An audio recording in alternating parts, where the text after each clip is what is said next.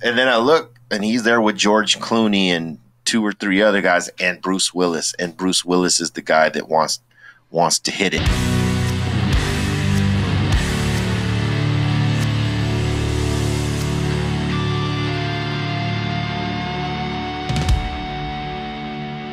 The Fred Minnick Show is brought to you by 291 Colorado Whiskey, by Michter's American Whiskeys, and by Heaven Hill Brands. And joining the Fred Minnick Show, BReal. What's up, man? How you doing? I'm great, man. Thanks for having me.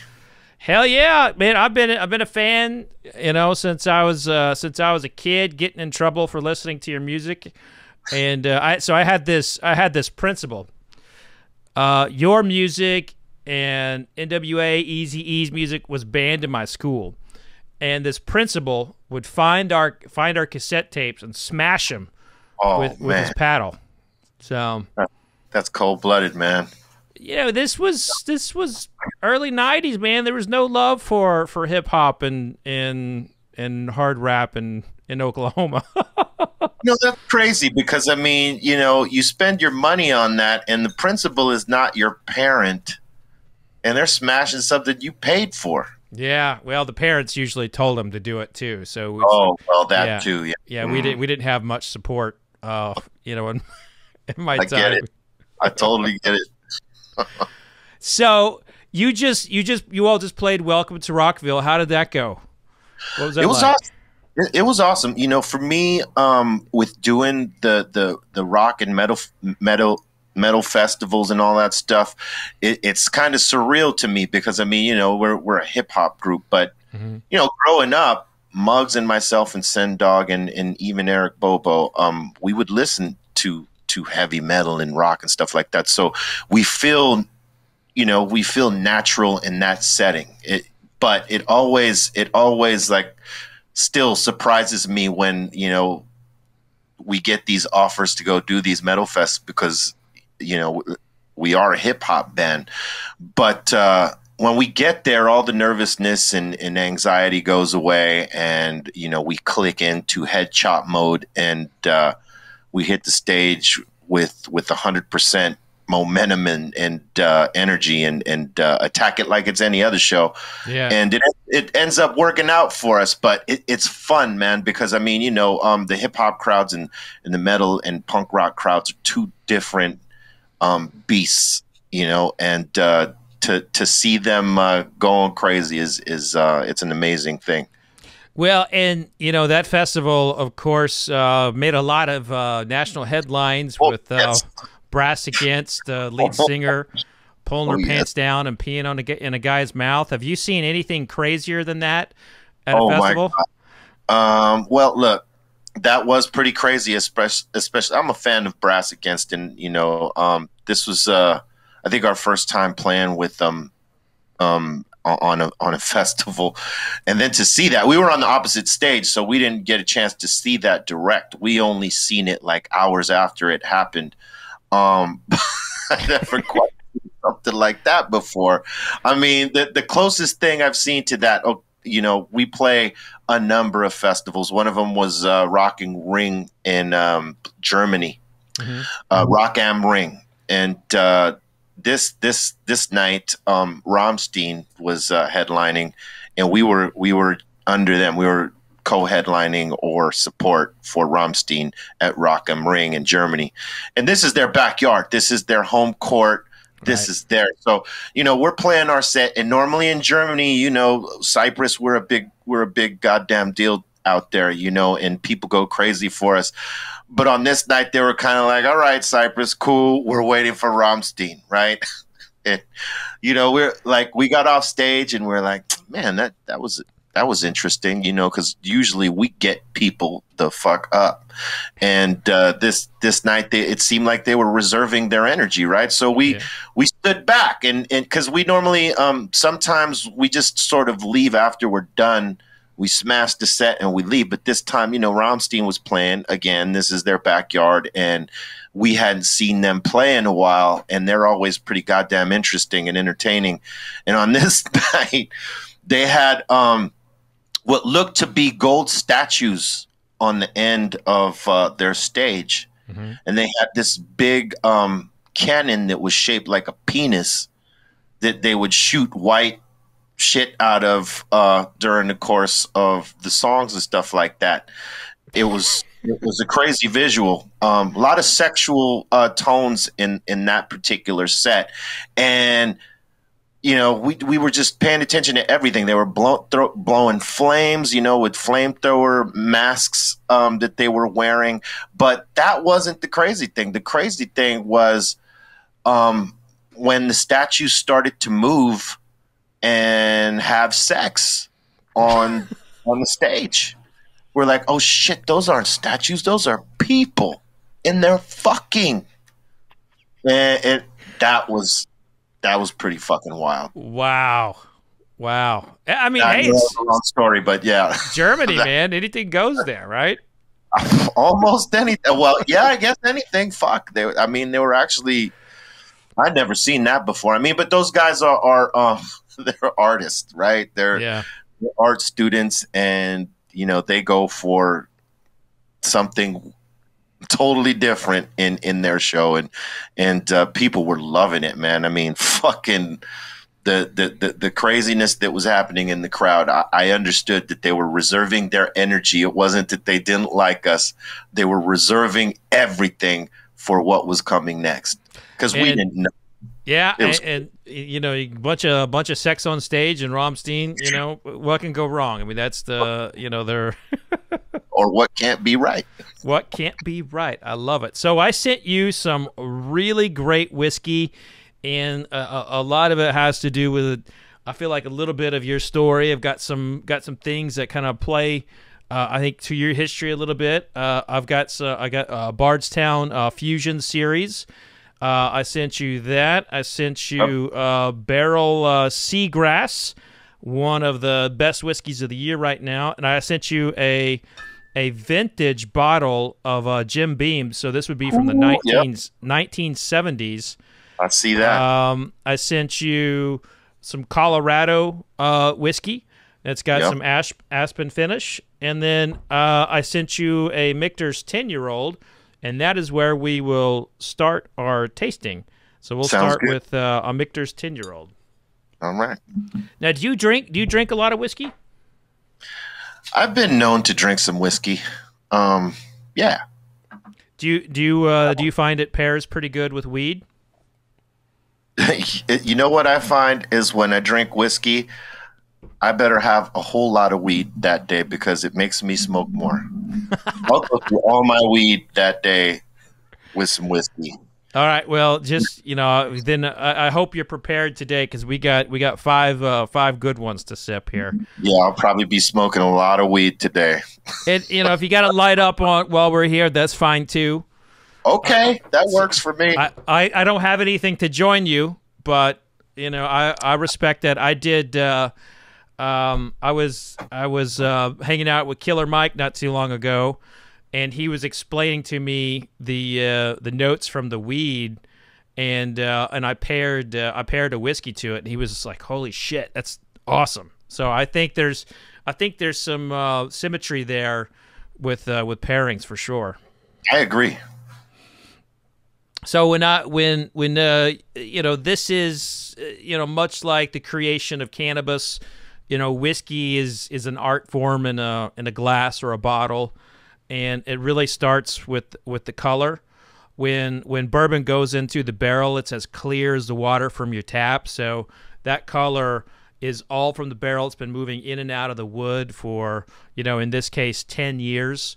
10 years in Kentucky. So I like to swirl it around, kind of just like push that the oxygen in there, and it's pushing the aromas up. And then bring it to your nose. And when you smell, you want to smell with your mouth open, kind of slightly, just like that, and go from side to side. And here I'm smelling a lot of nutmeg, a little bit of banana, and a whole bunch of caramel. Yeah, it's very sweet.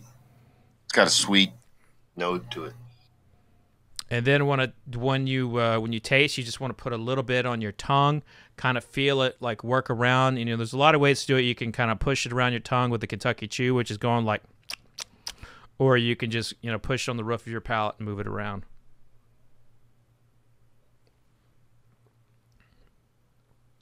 This is Michter's 10-year-old. That is That really feeling good right now. That tastes. Oh yeah. Good. What kind of weed would you pair with this? What kind of weed? Something sweet. Okay. Something sweet, like maybe a Baccio gelato, something like that, or maybe something from the Sherbinski line. Well, that one of those is, I guess he does Baccio gelatos, but yeah, definitely that would pair good with this.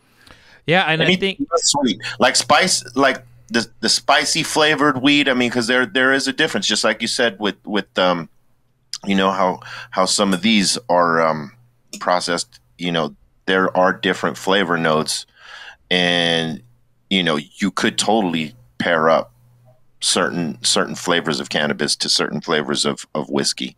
For this, I would have something sweet for sure. Yeah, do you think like pairing cannabis is a little like pairing with food or a cigar, in which you're taking the strongest base of the two and trying to combine them, or is there a little different kind of strategy to get that, you know, perfect pairing? Yeah, I think you're trying to like get what goes together well. You know, what is the best what's the best pair that you know sort of complements each other on your palate. You know, because when you're smoking certain weed, when you intake it and then you blow it out, you taste the flavor of that particular strain. And with certain whiskey, it sort of enhances your ability to take in that flavor. So yeah, I think the pairings could be very, you know, if done right, it's definitely a pleasant experience for sure. Absolutely. And I gotta imagine too, like modern cannabis is a lot different than it was like, you know, 30 years ago, and there's a larger menu to choose from for a pairing. Yeah. And how has cannabis changed from a flavor profile in the last 30 years? Well, you know, there were some flavors that had been around for years, and names change on them, you know, to rebrand and market and stuff like that. And, you know, so there was a base of flavor profiles out there. But when guys started to get into breeding and crossing some of the flavors and creating different phenomes and stuff like that, you started seeing more exotic flavors in the market. And now there's a boom, you know, pretty much most companies are trying to breed their own genetics right now and create different flavor lines. That way we're, you know, because for a time we were all pretty much cultivating the same genetics, you know, putting different names on them and whatnot. And some of us have different cultivation styles, different nutrient regimens and all that stuff, different lighting, you know, so it varies. But a lot of us had a lot of the same strains. So in this cannabis industry, people want, you know, options. They like, you know, different things that you present them. And if they're fire, if they're really good, people gravitate to it. So, and they have impact. So, you know, that's where everybody's at right now. I think they're trying to create their own flavor profiles by, you know, doing a lot of breeding and creating their own genetics, exotic style, and you know, sort of trying to ramp up their menu. Because I mean, you know, most people had a menu of maybe 5 or 6 different strains. Now they got 20, 25, 30 if they have an in-house person actually, you know, doing the breeding and whatnot. So yeah, it's important right now, because if you stick with one flavor, man, people will get it if it's that, they'll still come for it if it's fire, but people want options. So, you know, they might come at you now and then, but they want to see a bigger menu. So it's in any brand's best interest to invest in, you know, creating different flavor profiles by, you know, upping your genetics game and creating different and exotic flavors. And pretty much where it's at right now. I tell you too, and one of the things that this is, you're no stranger to this conversation, but one of the things that holds that next step for cannabis is I live in a state in Kentucky that hasn't even legalized medicinal cannabis, let alone recreational, and it's just like, I mean, at what point are we going to see marijuana legalized? I mean, it just feels like this is an antiquated system we're stuck in, and people have shown that it can be consumed responsibly as alcohol can be, so it's crazy. Absolutely. And what people don't realize is that Kentucky has a huge cannabis culture there. I mean, in the state, I remember, I can't remember exactly what year it is, but they were known for cultivating the biggest outdoor, how can I say, because it's much like up north before it became legal here, is that, people were growing in our forest areas up in, in the northern part of California, outdoor style. And so Kentucky had a huge outdoor culture down there. I mean, I didn't know too much about their indoor growing culture, but I know that they were, in terms of where they are in the United States, they were the biggest outdoor cultivators in that part of the United States. And to see cornbread mafia, and to see that it's still behind in terms of legislation and where they stand in terms of legalization. When you see models in Colorado, in Nevada, in California, and now in East Coast markets like, Massachusetts and things like that, and you see it working. And now you see Florida and New York turning over. I mean, it's just a matter of time where everyone else comes in. When they realize the potential of the capital that it creates, the jobs that it creates, and how it stimulates the economy within that particular state, I think they'll come all in. It's just that you still have a significant amount of religious voters and conservative voters that you have to convert, if you will, and say, hey, look, this is good for our economy. This is good for us. It's, the way that other states have converted into the cannabis culture. I mean, they need to follow suit, and they will. I believe that they will. It's just there's a lot of old blood still running shit. I mean, once that old blood goes and then the new blood comes in, they'll realize, because they're seeing it everywhere else. They're seeing every state that has cannabis legislation for cannabis, right? Whether it's a recreational market or a medicinal market, the tax revenue is ridiculous, and every state would want that. I mean, it's revenue that you cannot create out of nowhere. And that they don't call it the #1 cash crop for nothing. And of course, alcohol. The reason why we went into the Great Depression is because we had prohibition. The exact deficit that we had would have been covered by alcohol taxes. That were being lost in prohibition. So what's not talked about here in California is how cannabis had saved California from the fucking debt that it was in, previously to legalization. I mean, it was a humongous state deficit. And they don't talk about how cannabis pulled them out of the gutter and gave them a surplus, because now California has a huge surplus, and that's because of cannabis. I mean, when you think about it, so many jobs in the entertainment industry had left California. So that's money gone. And that's a lot of money in terms of entertainment industry.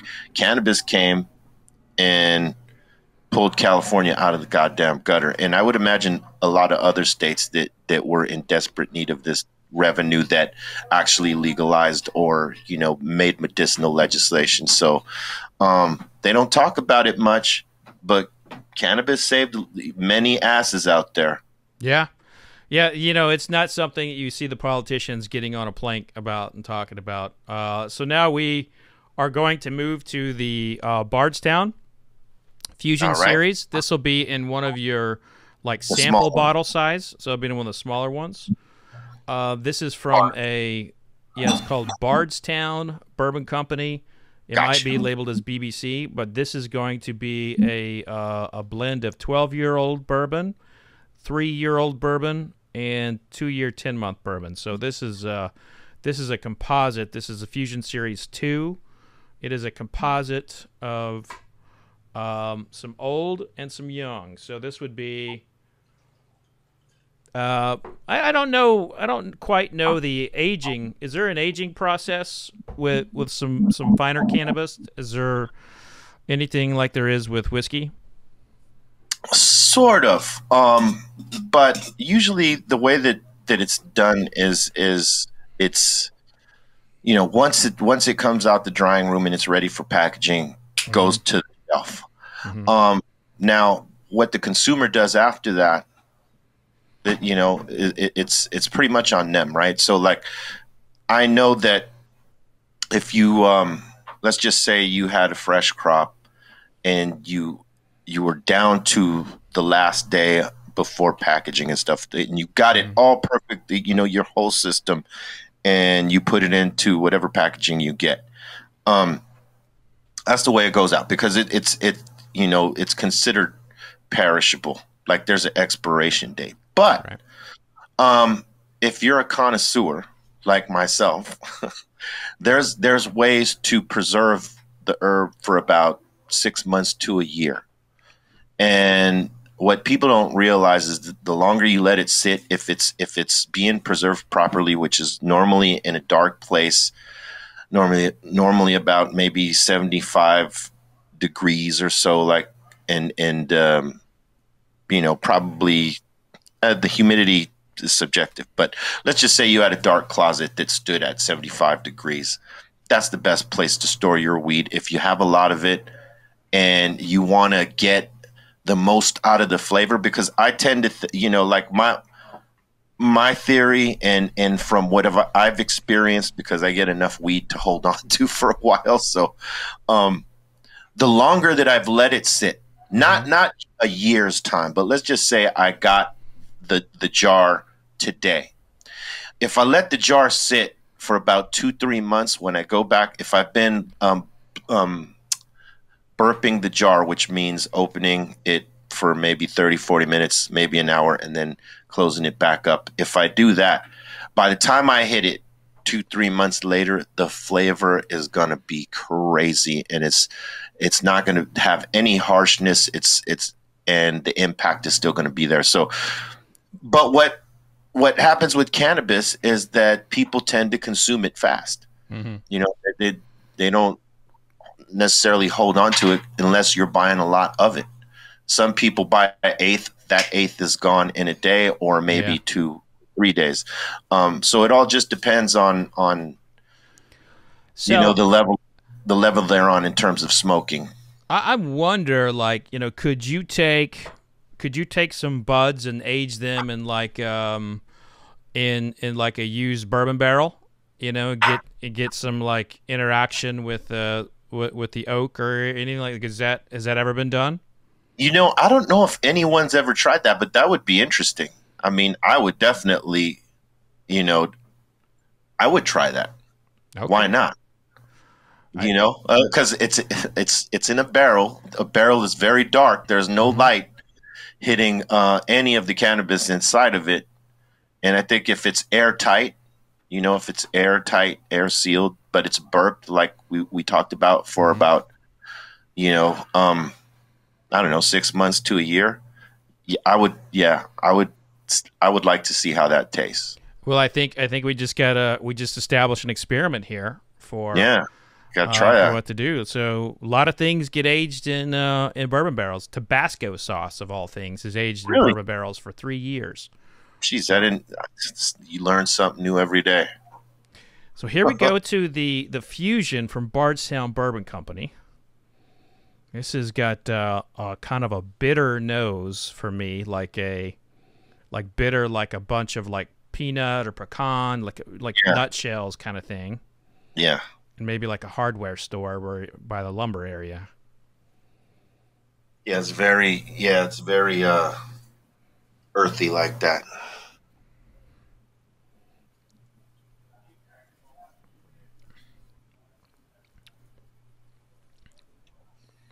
Oh yeah, it's got a little bit of spice to it. That'll do the trick right there. Oh yeah. Now, what weed are you pairing with this one? What weed would I'd be pairing something spicy with this, like Okay. if I could find it, because it's this particular cannabis is hard to find. But if I had Kush Bubba, which tends to be, it's not necessarily overwhelmingly sweet. It's more spicy. That would be good with this. But I would say any cannabis I'm smoking at the point right now is good with this. So you chose a sweet one with Michter's 10. You got a spicy one going with Bardstown Bourbon Companies. And I got to tell you, like, if there was one that had like a honey jalapeno kind of flavor, like some kind of like just a touch of sweetness, but not like sugar sweetness, like honey and like jalapeno. For my palate, I mean, I think you're spot on with the spice, but just a touch of honey for me in this Bardstown one. Yeah, it is a little sweet.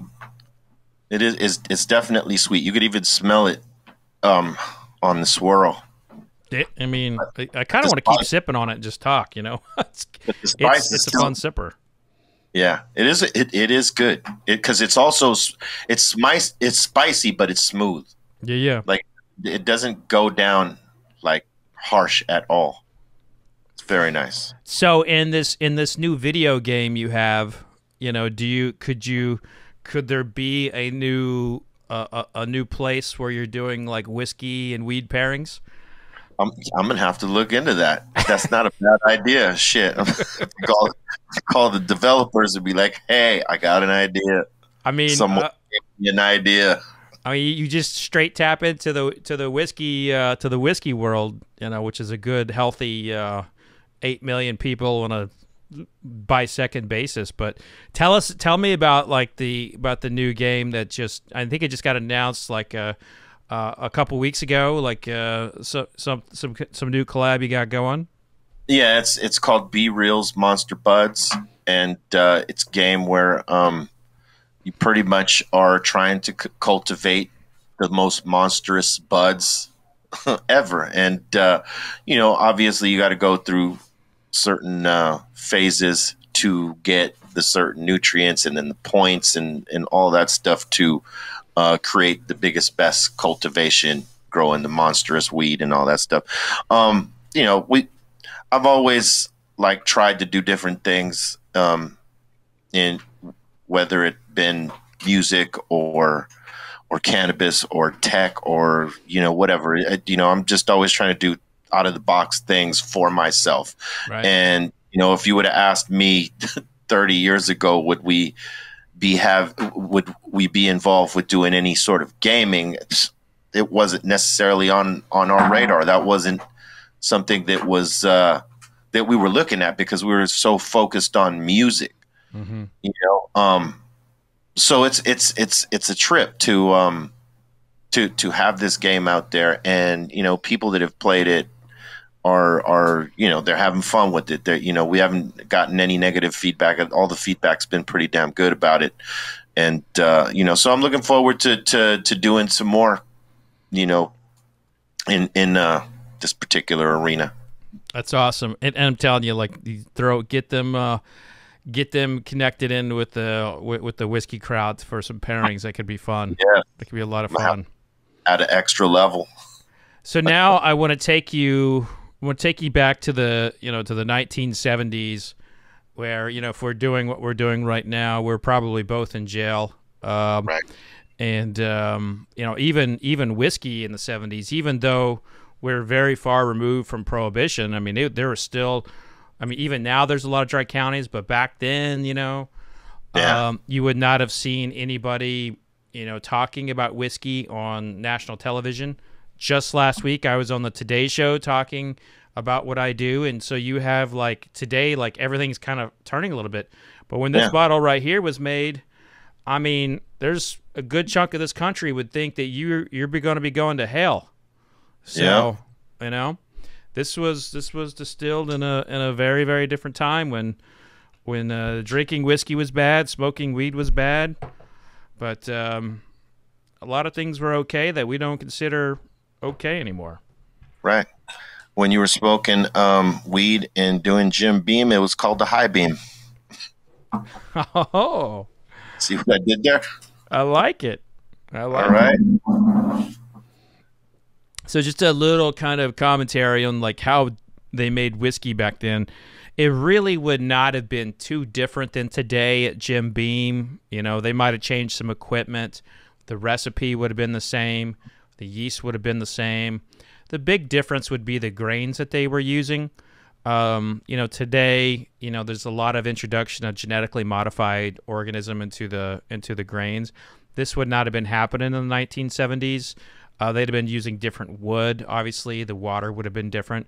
But for the most part, the recipe is the same. It would be like, you know, making a relative's like apple pie recipe. You make it and you make it and you make it and you're like, shit, this doesn't taste nearly as good as grandma or my aunt made. It's never going to, because you don't have the same ingredients. What was the difference? What was the difference in the wooden barrels they were using? What were they?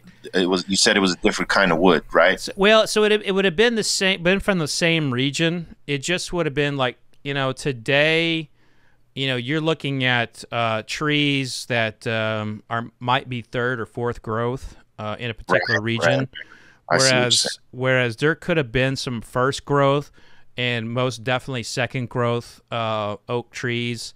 And they were all coming from the same areas that they are now. They just would have been, you know, today they're averaging 70-year-old, 80-year-old trees. Back then it could have been 90. Hell, they might have had a 110-year-old tree in there. It's pretty rare they would have, but most of them would have been just 10 years older or so. But they're harvesting younger today just to meet the demand. But and there's, you know, that has caused concern with folks who, you know, follow the forestry industry. But the bourbon industry is very proactive. They plant trees.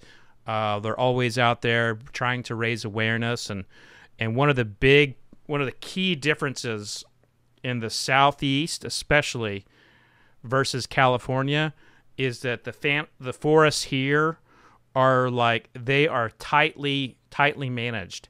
Like they will do controlled burns. They will do herbicide coverings. So to make sure they don't catch fire from all the dry brush and all this. Exactly. Sort of stuff. And California just doesn't get enough, you know, rain to combat it, and there's just they just haven't been able to get the right formula for managing them. Yeah. Boy, try the beam right here. Beam of light.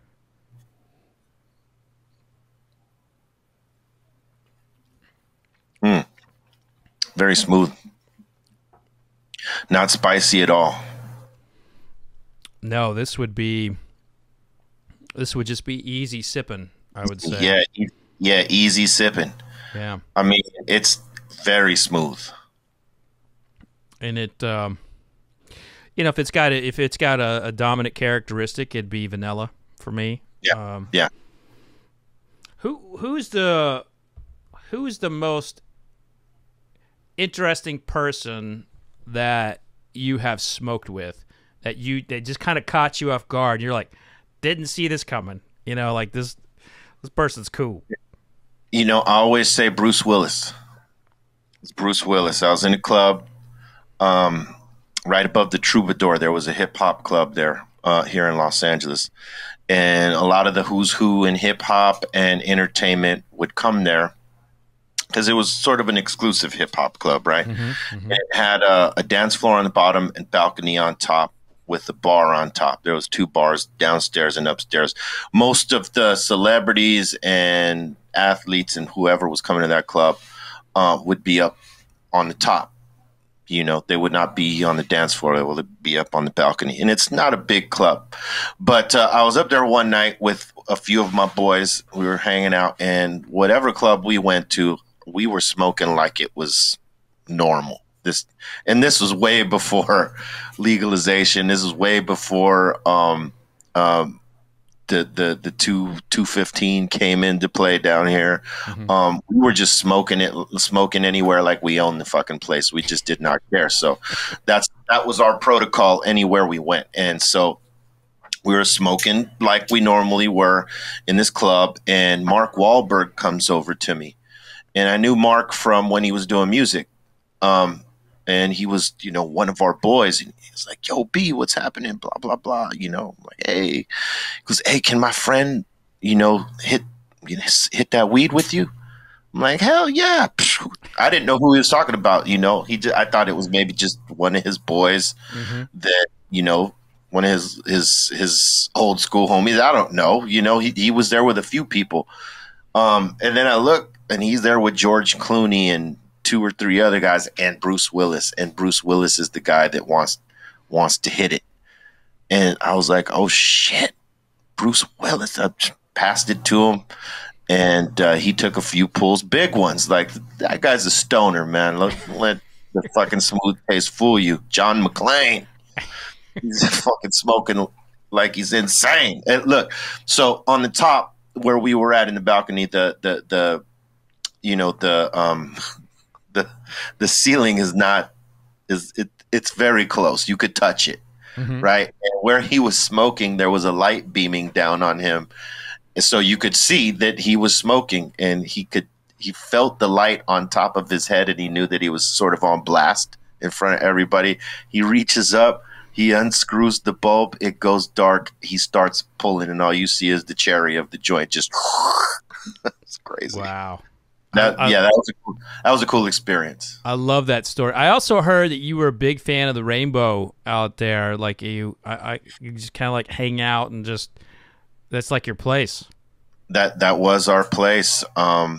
We were like the hip hop heads that brought the hip hop culture to the rainbow, because previously, it'd been all metal, punk rock. That all the legendary rockers and punk rockers, that was their destination, and it was a different scene. But I befriended the owner there, rest in peace. And he allowed myself and my squad and a lot of our friends to pretty much take over that front patio and make it like Little Amsterdam. Mario Magliari, man, he was a great man. A mentor, if you will. And right there on the Sunset Strip, he allowed us to be right there in that patio and smoking like we were in fucking Holland or something, just openly. And so that became my base for about 8 to 10 years. If you wanted to find me, I was there every night with my squad. We were holding it down. And it was fun times, man. I mean, I love that place. I go there when I can. I don't frequent it as I did in that time that we held court there. But that place is special in my heart. You know what I mean? So yeah, that's awesome. I think we all have those kinds of stories. As your career goes and you find who you are and what you are. What you're becoming, you always have those particular moments or places that just kind of help, they mean more than just the physical location. They helped you on the journey, and Rainbow's certainly there for you. Is there another venue that is like, that you feel was key to Cypress Hill's growth? Was there a venue to key? Yeah, I think there's a couple. There's the Whiskey A Go-Go, because that's where we did our first real LA show as a with a new album out, new group, all that. We felt like we had to touch that stage. And when the hype got out about us and people started making noise, we finally got to that show and we hit that stage. We felt we had to hit that stage, and we had to do well there because we knew that legends were born on that stage. That's one. And then in New York, Roseland's Ballroom. That was like our home away from home till, you know, they sold it. We were doing our Cypress Hill Halloween shows there for about, I'm going to say 18 years. You know, so that place meant a lot to us, you know, because we built that brand, the Cypress Hill Haunted Halloween or whatever. That was our traditional New York show that we did annually on Halloween. And, you know, when we started it as at Roseland's, and we did it there as long as we could until Alice Cooper swooped in and stole the date from us. And then the very next year, I believe they sold it, or maybe a year or two later, they sold it. And it was no longer a venue. So we had to move to a different location. But yeah, the Whiskey A Go-Go and Roseland Ballroom. Wow. And the Chicago House of Blues. Oh, yeah. That place is epic. I saw Buddy Guy play there. That was awesome. Yeah. Great place to play. So now we're going to go to 291 Colorado whiskey. I got the rye. I think I sent you the rye, but it might say bourbon on there, but I think it's the rye. And what this one right here is going to make you think in terms of as you're tasting is like, I don't think I've ever tasted anything like this. And I'm curious if there is, once this hits your palate, if there is a weed that just jumps out to you, because this is such a unique flavor profile. Aspen staves are used in this, and aspen is imparting like a really, really unique smoky flavor profile that to me is it's unlike anything in whiskey.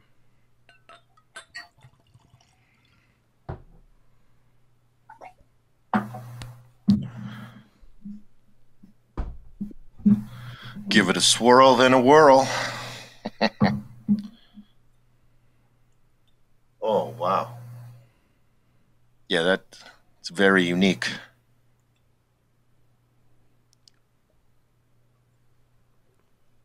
Almost exotic.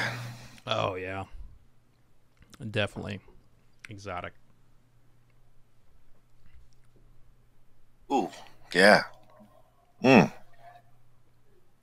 Wow. That tastes very nice.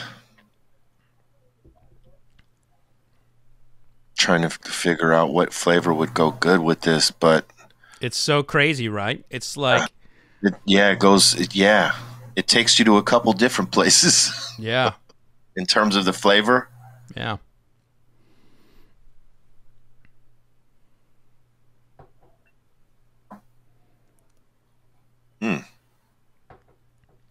That's really good.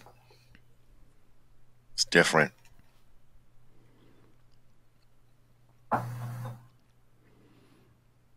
I don't know if you can find that flavor in anything but in aspen, and it's not like, to describe it as smoke, I think is not accurate. It's a pungent smoke. It's like burnt rice, but in a good way. It's crazy. Yeah, it's not this. It's not the smoky taste that you would expect. Yeah. Right. It is very different. Yeah, I think you hit it on the head with like the burnt rice analogy. But that's not to say it's bad. I think it's what I'm saying is the way that the smoke flavor comes off as Oh, there's many risotto dishes that that got like the al dente kind of style, and that stuff's burnt. It's like on purpose, so it's got that kind of going for it. But like in terms of like pairing, I mean, this is your world. What? I'd go with an OG with this right here. Okay. A straight up good OG Kush, not ocean grown, because that's not real. Original Kush, OG. that would go good with this flavor right here, because it's, you know, the flavor on this is it's overwhelming, but in a good way, right? Yeah. And I think OG would complement this right here, because the OG flavor is so sweet, and it's not that, how can I say, it's sweet and a little bit tart, I think, at the same time, but it's robust, and this is very robust like that. Nice. I think they would go great together. Yeah, that's you're a man after my own heart with your tasting descriptions here of the pairings. I love it, absolutely love it. You gotta, you know, if this you got a whole nother, you know, world coming together here. You know, I can't wait. It's gonna happen in the video game. I just know it. Like, you're gonna start doing all the pairings and everything. Oh yes, man, that shit is gonna be cool. So is, you know, the state of hip hop. You know, you've always been very. I mean, you're a G. You're an OG, and you're someone who is like, you're very defensive when someone, you know, mocks or doesn't respect it. And you know, Steve Harvey's recently, you called him out. You know, that's one of the best examples of it. And I just want to get your feeling of like, what do you think the state of hip hop is now, and are there any artists that you think are really, you know, bringing it like, you know, like they should?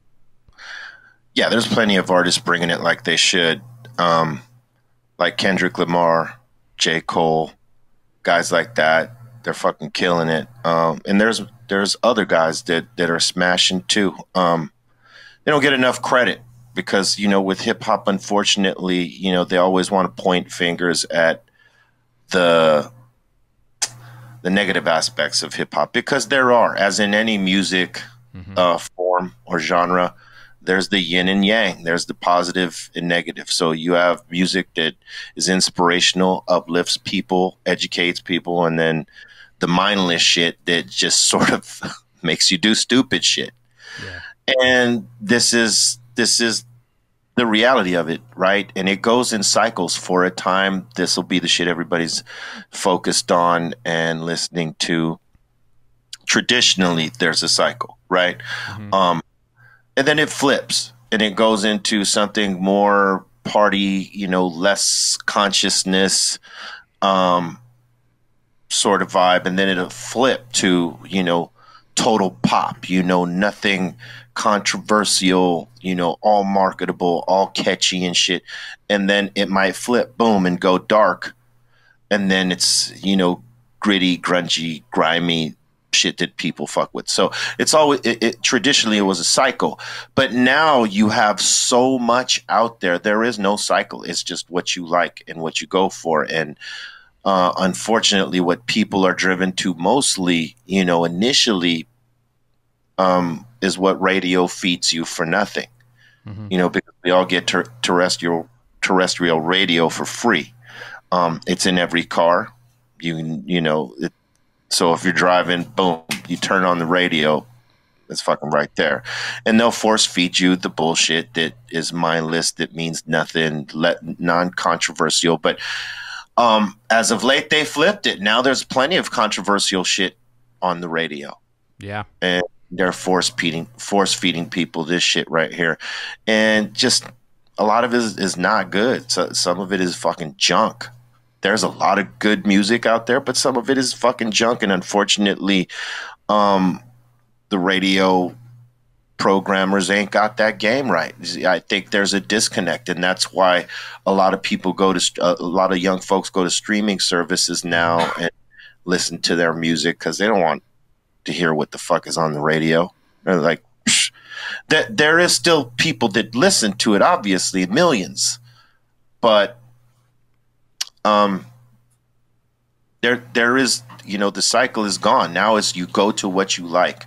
And, you know, the radio sort of markets and promotes this mindless shit over here. Most of the time, sometimes some good quality music will get through with some substance, but not all the time. And now, you know, you're left to sort of vet the music for yourself. Go to the streaming services and look and see what you like and go there. So I think there's options for everybody. It just depends on what you like. The state of it is always what it is. The media always wants to portray the negative shit. They don't ever want to show you the positivity that comes within hip hop or rap music. They're always showing you the negative narrative, and that's just what we live with within this genre. So, it is what it is. But we keep putting, no matter what kind of narrative they try to throw on this genre. Yeah, I think the genres, crossed over quite a bit too. I mean, there's you occasionally see some collaborations in the hip hop world. With even country music or metal, and I definitely feel like hip hop is far more acceptable than when my principal smashed your tape. Oh yeah, with absolutely. Yeah, he probably got that tape on his own now. Yeah, actually, he's probably listening to some kind of talk radio. That would give me heart palpitations. Yeah, same here. Yeah, I know. So, I feel you. So now we go to Barrell Seagrass, and this is the whiskey I was so excited to send you. It's a rye whiskey finished in Martinique rum, Madeira, and apricot brandy barrels. And when I tasted this, it had so many fruity, so many herbally, so many spicy notes. And when I send my guests whiskey, I try to get things that kind of like are part of the conversation and connect to a career and everything. And this has, with your cannabis background, this had so many of those kind of like trigger tasting notes in there that I thought for sure you taste this, and you probably got like 30 different products that you're pairing with.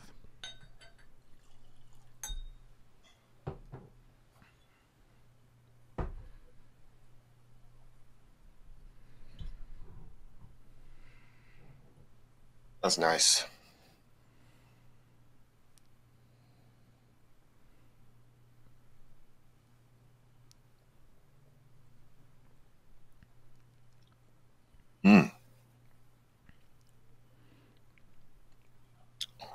That's got a nice little kick.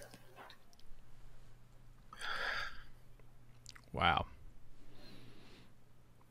It's clocking in at about 118 proof.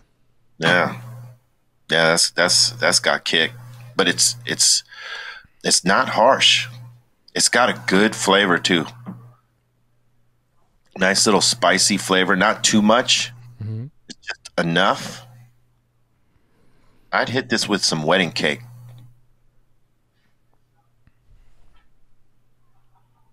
Yes. The wedding cake would be good with this one right here, Mike. Gotta give that a go. Yeah, it's definitely it's definitely fruity, spicy.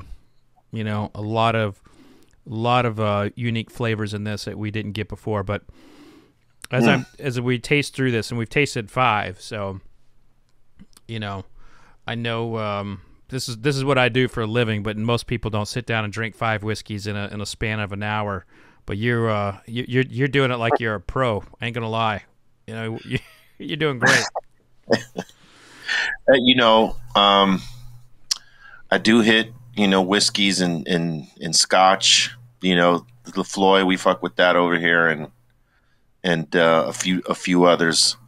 But this bourbon right here that you sent is magnificent. This one, I mean, it's like a spark of flavor, right? Like right when it's your palate.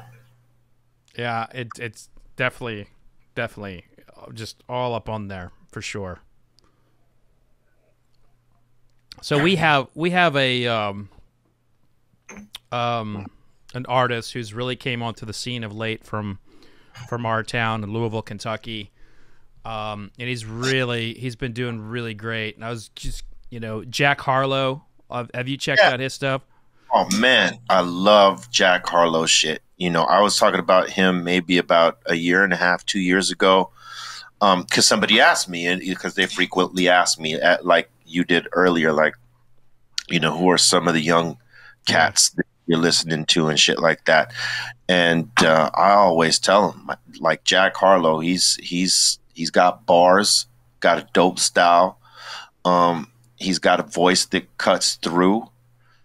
And like, there's just something about his delivery, you know. So yeah, I definitely fucks with Jack, man. I got to have him on my podcast or my smoke box. Oh interview. Man, he'd be great. And we're so proud of him here, you know, in Louisville. You know, he's dope.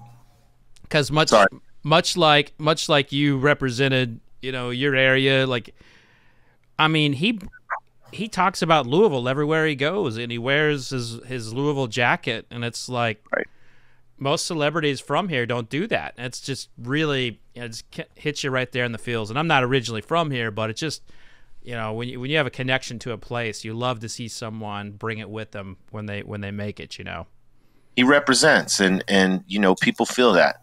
You know, people are connected to that, especially from that place where he's from. You know, that he's still, you know, sort of showing where his roots are. You know what I mean? And that's everything, you know, because a lot of people might start off in one place and then they go off somewhere else as they're expanding, as they're evolving and growing. And you might forget about that. But people appreciate when you remember where you come from and your roots and all that stuff. And, you know, right now he's doing that.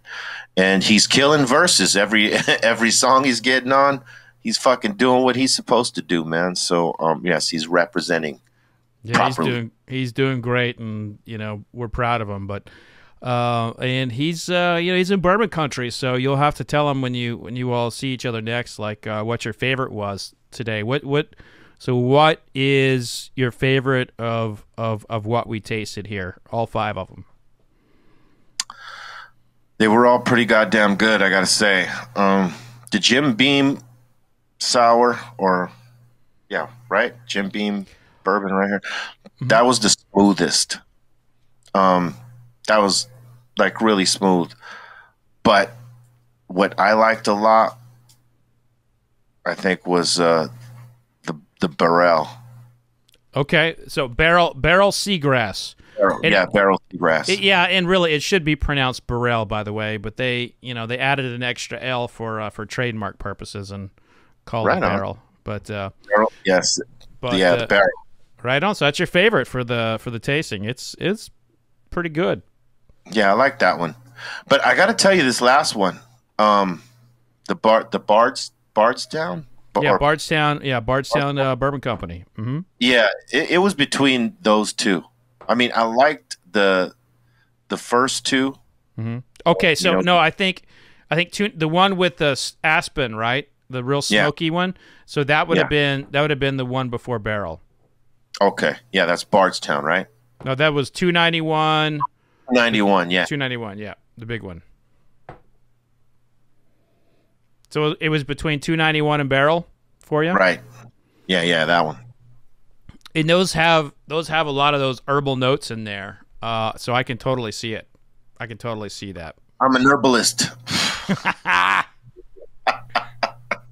Yes, you are. Yes, you are, my friend. Well, man, tell us what else, music-wise, or anywhere else, anything else you got cooking that you can, talk about now. What else is what's new and coming out? Well, I just dropped an album in August called "Tell You Something," produced by Scott Storch, and it's out there on all platforms now. I put out a video called "Number 9" with my partner Burner. Salute to my man. And we got another video coming up soon.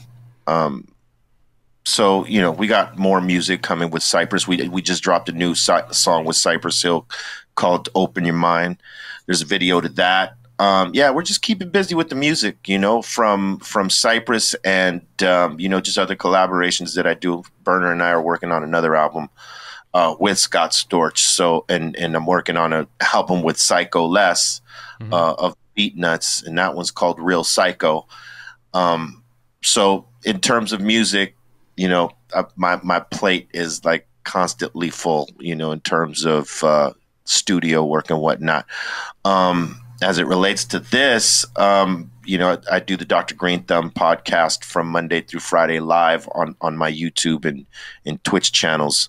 So, you know, that's when I'm not on tour doing shows with Cypress, which we have a few coming up in, I believe, December in Mexico and one here in LA. And, you know, so just keeping busy, man, keeping active.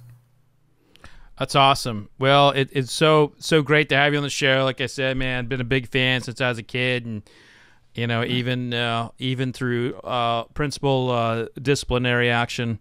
So, cheers to you and Cypress Hill and everything that you all been doing. You know, keeping it real and pairing good weed with good whiskey. I love it. Right on, man. Cheers. Good drinking with you, my friend. Cheers, brother. Clickety clank.